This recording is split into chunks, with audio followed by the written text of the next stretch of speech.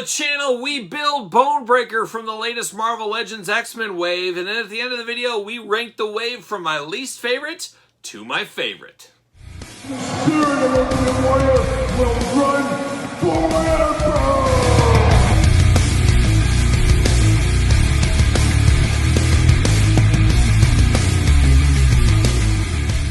Welcome everyone, Kyle here, and welcome back to the channel for another Marvel Legends Build-A-Figure review, as well as a set rankings review, and that's what we're doing here today, is we're going to take a look at Bonebreaker, the Build-A-Figure from the latest X-Men wave, and we're also going to rank the rest of the wave from my least favorite to my favorite. But remember, for all your Marvel Legends needs, including this entire set, hit up Entertainment Earth, link in the description below, and if you go via my link in the description, you save 10% off all in-stock items, which this set is, and you can also stack that with code SUNFREE2022 to get free shipping as well. So we got to get a deal out there. Go to Entertainment Earth, pick this set up while you can. So today we're finally building Bonebreaker. It's been a long time since we started unboxing this wave.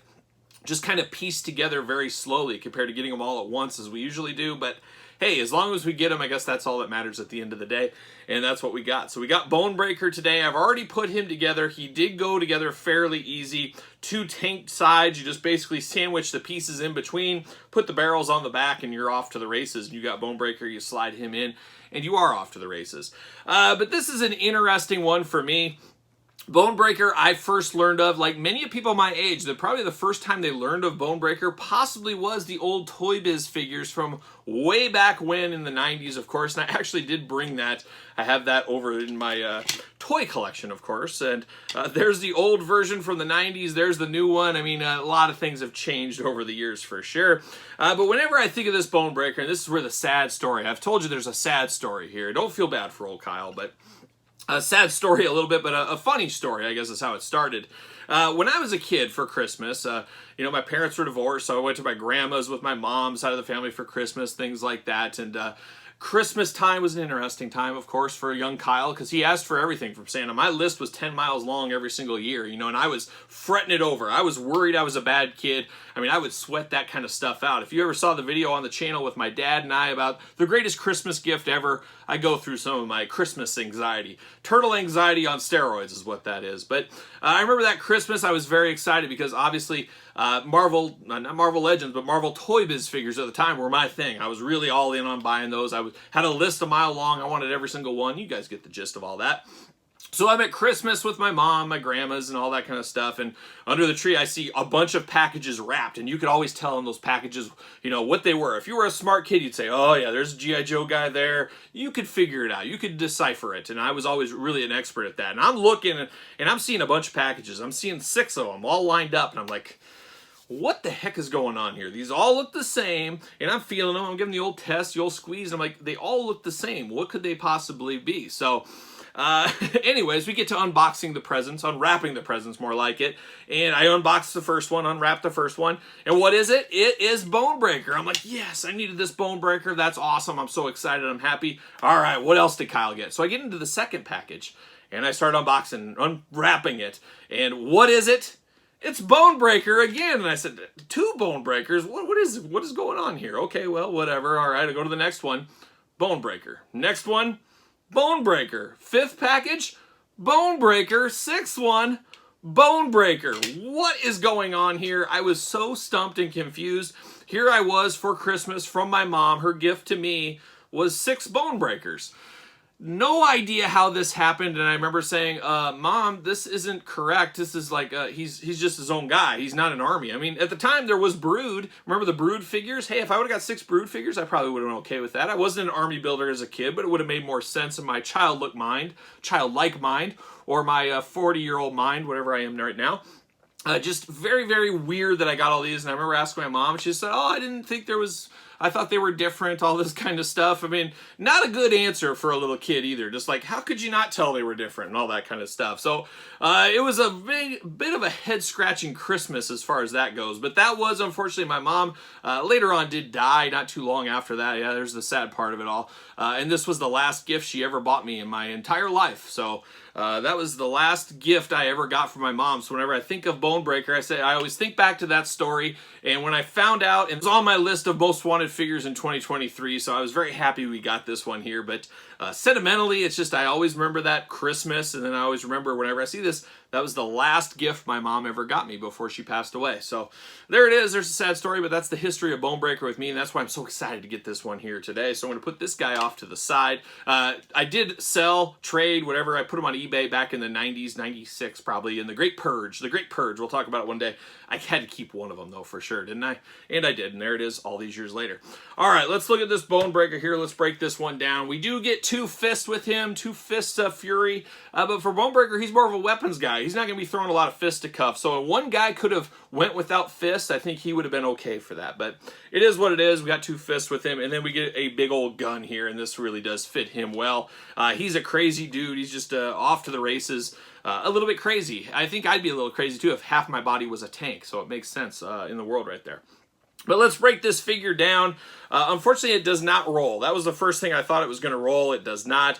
Even some fake little wheels under here would have been nice to give it the look of it rolling, but it doesn't. But, you know, at the same time, that's not a bad gig. I could see people having this roll off their shelves, issues like that, staying put, things like that. So unless you're a real player out there, you probably don't need that. But it is a nice tank tracks going on throughout. You got the wheels underneath, 2, 4, 6 wheels on each side. The tracks do not move, like I said. You got a lot of sculpted battle damage throughout on this tank here, a lot of divots and dings and stuff. Would have been nice to see a little silver paint on that. That's where the Dave Wheelers of the world could come in and clean this up for you, make it pop a little bit more. But it does look good. Of course, you got the engine in here and his apparatus that holds him down. Those are sandwiched in between the tank tracks. On the front, you get a movable tank cannon, I guess. You can move it up and down, side to side. It's on a bit of a ball right there. For some reason, I remember in the comics and the cartoon, this being a little bit bigger. Maybe I'm just dreaming. It could be one of those Mandela effects. Who knows? But he does have that right there. Do got 2 headlights on each side in yellow, so it's a little different color from the green. You get down to his apparatus. You got wires hanging in there all over the place. He can turn around in his apparatus, so he does have movement in there. And the wires hold everything kind of in together, and this green army thing they link into. Like I said, you got the kind of engine in the back, I guess, a little red coloring to it, but primarily just a all one sculpt of an engine, just kind of a darker grayish, blackish color. And then on the back, you got metal drums. Now, these metal drums are removable. They got nice sculpting to them. Some dings, once again. They do plug in the back here very easily. You could also use these as foot pegs if you are so inclined, but I think it does look better with these in the back. You do have 2 foot pegs on top of here, so you can have a character stand on the sides if he wants to ride along, whatever. So that's kind of the tank, and then you get this on the side. I don't even know what this would be. I don't know if this is another cannon, just a gas tank maybe. Not very safe to be right there probably, but you do have that. You also have tread, some kind of diamond plate there. Would have been nice to see that in silver, but it's all in the green. So we got that, and then you get down to the Bonebreaker body. Obviously, just a half of a figure here, but it works because this is how Bonebreaker is. Did we ever get his origin story, how he came to be part tank? I don't think he was born this way, as far as I know. But we do get articulation still with him. You get the ab crunch, so you get some nice dynamic movement there. He does got a strap around him that kind of goes over, a little bit disheveled, but it is a strap with a little silver circle in the middle. He does have a loose silver collar going on there. All the typical Marvel Legends articulation. We do have pinned joints, but we do get double jointed elbows. We do get the bicep cut. Do get shoulders that move all the way around. Hands removable. He does have forearm bracers as well. And then down to his green gloves. Get into the head, beautiful mohawk. He's just a heavy metal guy. Could fit in on a great Dreadnought custom in your G.I. Joe world out there. Just a very, very good head look. He's got that big wide open mouth. He's just so excited to be traveling in this tank. I mean, he's just living the dream is what it's like, I guess. He does have sunglasses. Got eyes underneath. Once again, his eyes, what color are these? Kind of look greenish brown. But you can flip up the shades if you want to, and he gets more excited without the shades. Almost looks like kind of like a baby in some ways, but a very, very interesting look to him. But man, I'm here for this one all day long. Like I said, this was one of the ones I wanted the most in 2023, and when they announced it, man, I was over the moon. I'm here for this all day long. Give me the rest of the Reavers. Give me more Toy Biz characters from back in the day, some of those deep cuts. Give me like Tusk. Give me GW Bridge. Give me Kane. Give me Gideon. Give me some of those X-Force guys. I'd love to see those guys updated in Marvel Legends in this day and age. That would be an awesome thing. We'll see. You never know. I wouldn't be against it. I don't think the Marvel Legends team is either. It's just got to fit a slot in there, mix them in like they usually do. But for Bonebreaker, man, I'm here for this. This is a great one. A must-have, if you ask me. And I know I'm not everybody, but I definitely had to pick this one up. And I'm guessing a lot of you guys probably do as well. So there's Bonebreaker. Now let's take a look at the rest of the wave. And let's put them in order from my least favorite all the way to my favorite. All right, let's get down to it. Let's rank the latest X-Men wave from Marvel Legends. But before we do that, real quick, we do have these 2 extra hands. I did forget to mention there is a little trunk piece back here on the back. You can throw those hands or whatever you want, and you can store them inside there. So have all your pieces in there together. Thought that was a really cool thing they did there with this figure. So there you go. Now we got to rank it. So this is going to be tough. We got 8 figures here. This is actually one of those waves that's got a lot of deep cuts. Characters I'm not super familiar with, but looking at them from just building out an X-Men shelf and also getting to learn about some deep cut characters, this did work for me. I'm okay, and sometimes you need these waves like this. You need to build out your roster. As much as I love Wolverine, I don't want tons of Wolverines. I don't want Storm and Wolverine every single set. I want some new blood, and that's what this set really did give us at the end of the day. I just hope it performs well at retail. I could see some of these guys hanging around for a little bit, but we'll see what happens. They should start hitting stores soon, or like I said, Entertainment Earth right now. All right, so let's start it off at number 8. Number 8 was the easiest decision for me. I'm going Siren. Now, Siren is one I've wanted for a long time. I'm a kid of X-Force 1, the end of the New Mutants days. Her time, of course, Banshee's daughter, raised by Black Tom. We know all that stuff. But a huge, huge miss on this figure. It is a good enough figure, but it's a huge miss not giving the screaming head sculpt for her. That is literally her powers that makes her fly, so you really could have used that head. Maybe down the line we'll get that one, but I'm going to put Siren in at number 8. Just a big missed opportunity here for me with her. Unfortunately, she does not stand either. Her pegs in her feet, or the hole in her foot, is too shallow. You can't even put her on a peg hole. So I guess she's going to lay down for her number 8 spot. Now we're going to go to number 7. 7. This is a tough one to rank, guys. This is a really tough one. But I'm going to go Darwin. And nothing against Darwin. Nothing personal. Darwin, I know you're watching. But very cool looking. I love the head and I love the over-exaggerated hands. I didn't put the fists on him. These look a lot better. It looks really good, but it's very plain. It's very minimalistic as a whole. And once again, you're building out the universe, the X-Men universe, of course. I believe he was in X-Men First Class. And I always get him and Maggot kind of confused if they were in Generation X. I think Maggot was maybe for a little bit. But Darwin, just not a lot of history with him for me, but a cool enough figure, but a pretty plain Jane figure, but still worth a pickup is what I'm going to say. So he's number 7. Then I go to number 6. And number 6 is going to be a tough one again. I hate to do it, but I guess I'm picking on this side of the table is what it seems like. But I'm going to go Sabretooth. And now Sabretooth was one of my all-time favorite characters. And yes, this version of Sabretooth wasn't quite as big, wasn't quite as menacing. I did compare it to the Diamond Select, Marvel Select version of this. I like that one a heck of a lot more, guys. I got to be honest with you. Just this one's too small, and the head on this one just doesn't hit right. It's just not the Sabretooth I'm looking for in this version. It's just okay. I'm just going to give it the okay one. But I love Sabretooth, like I said, so I'm going to put him in here at number 6. Now we're looking at number 5. And I'm going Vulcan. Now, Vulcan, just because I don't know anything about the character at all, but he does gain points with this new body style. This new body style feels absolutely amazing. Feels good in hand. Great articulation. Figure has great paint apps. It looks okay for what it is and what the packaging looks like and stuff. I just don't have a history with the character. But the new body style here really brings this one up to the top. Brings it all the way up to number 5. Now we go down to the final 4. Who's going to be in the final 4 here? I'm going to go number 4 with Havoc. Now, good update to Havoc. A little bit outdated body, it feels like. I would have liked to have seen Havoc on this body. I think that would have worked a lot more. The winner for this, though, is the new effects. And hopefully these are retired for now. Hopefully we get these in different colors with our Doctor Stranges, things like that. That is the win here, is the accessories on these ones. But Havoc, of course, a character I'm very familiar with from throughout the years. Looks really good. I'm here for him all day long. So I'm putting him in at 8, 7, 6, 5, 4. 3 left. Who is number 3 for me? And I'm going to my old boy Wolverine.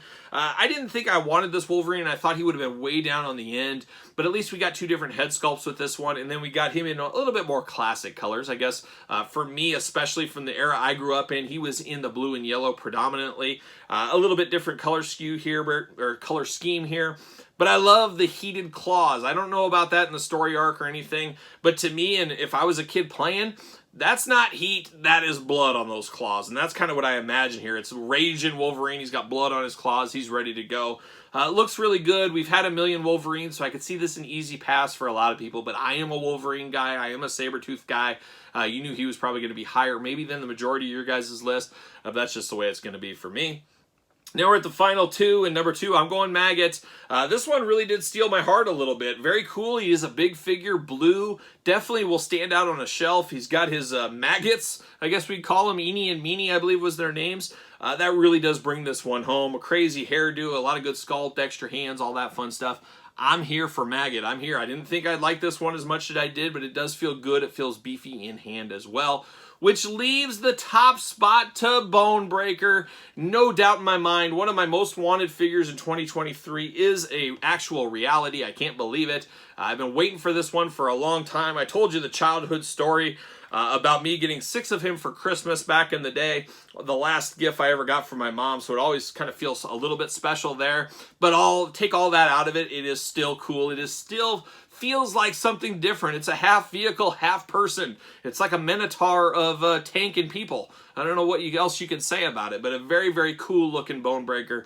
Happy to have this in my collection. Happy to put him with the rest of my Reavers. Can't wait to put these guys all on my display, and I'll get them on there very, very soon. So there is my ranking. How do you rank this wave? What are your thoughts on this wave? Did you pick it up? Are you passing? You picking and choosing? Let me know. And then if you can rank this wave, put them in the comments below. Let me know your order. And it's always hard, but you got to start at the last end and then work your way up to number 1. That's the way we do those rankings there. So let me know your thoughts. And of course, like this video, subscribe to the channel, hit the old notification bell. We're unboxing everything on the channel, as you guys know. Of course, you can follow along on social media at SirPaul64 on Twitter, Instagram, _Kyle_Peterson, ProWrestlingTees.com, and of course, Patreon, where you can get these videos and many other videos much, much earlier. And best of all, guess what? You get to support the channel. So for Bonebreaker and the X-Men, I am Kyle. I'll see you guys all real soon.